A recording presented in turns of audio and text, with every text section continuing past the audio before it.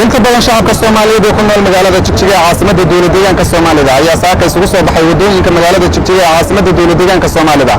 Banaanbaxa nabadeed ayaa ahaa mid laga soo horjeedo xasuuq loo geystay shacabka Soomaaliyeed ee dhaca galbeedka gobolka City. gabagabadii banaanbaxan waxaanu dareenkooda wax ka weydiinay qaar ka mid ah shacabkii ka soo qaybgalay banaanbaxan nabadeed ee ka socday magaalada Jigjiga ee caasimadda deegaanka Soomaalida. dadka Soomaaliyeed shacabka gobolka City wuxuu la xasuuqay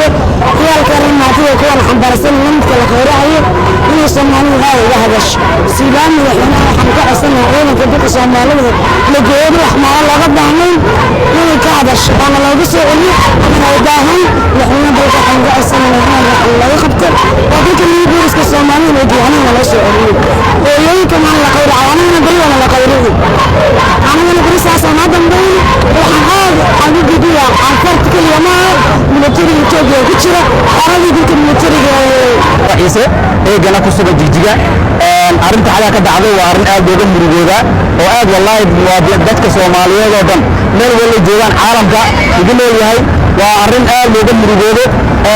arinta dhacday waa waqtigan ee gana ilaa waxaan la hadlayo waxa meesha ku sugan waa meydad Soomaaliyeed oo qaar ay cunay qaar waraabo cunay wallahi waa arin meelaha ahaan aad looga dhibaatoodo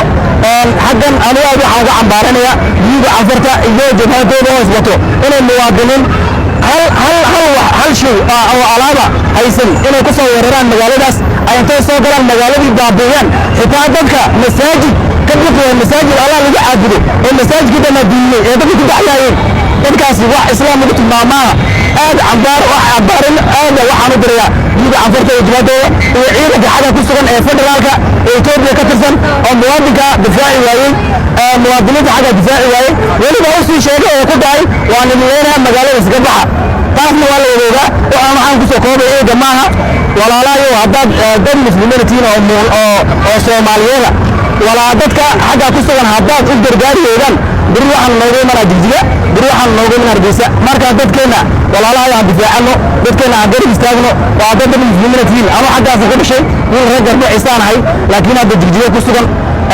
dhibaato shacabka ay ku hayaan inay ka joojiyaan hadaan loo dhalinyarada deegaanka waxaan u taaganahay mar walba inaan taageero ciidanka gaarka iyo sidoo kale waxaan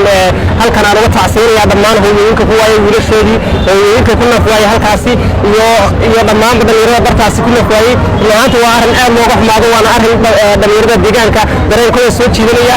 waxaan leeyahay dhalinyarada deegaanku ha u istaagaan si u difaaci lahaayeen dalkooda haddii aadan wax kale ku tari karin waa inaad codkaaga aanad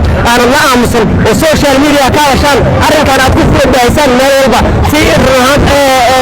loo arko dhibaatada shacabkeena lagu hayo waa in kii tabar uu dhiig shubo waa in kii kale difaaci karo toos u tago ka difaaca shacabkeena marnaba ma aqbalayno qof laga mid ah in uu dhibaato ay soo gaadho raalina kama noqonayno si cad baan uga soo horjeednaa wana cambaarinaa dhammaan cidii falkan qayb ka ahayd sidoo kale militariga iyo ciidamada halkaasi ku sugan waxaan leenahay shacabka amnigooda ha sugan hana ka warhayaan xaaladda iyo goobtaas ka jirta xagga galbeedka City وأهل معناه حوالين بمعتبر من لو جيست شعب في الحسوقين تدودي hantigoodii la dhacay aan la aqbali karin waxawayaan arrintan waa arrin in badan soo noqnoqotay ka Soomaali ahaan wax badan macna waxawayaan indhaha laga qarsaday balse laakiin indhaha aan laga qarsan karin hadda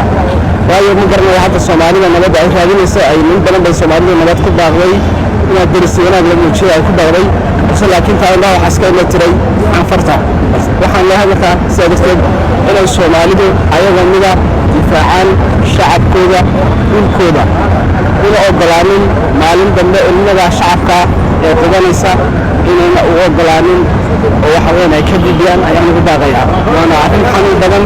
oo qalbiyada bini'aadamka iyo quluubta ku reebtay dhibaato aan la soo koobi karin marna aan la aqbalayn kale waxaan leeyahay hay'adaha federaalka ee militariga Ethiopia hay'adaha ammaanka federaalku kama aha arrintaas dhexdhexaad waxaad moodaa mar walba inay u xaqiiqayaan dhinac sababtoo ah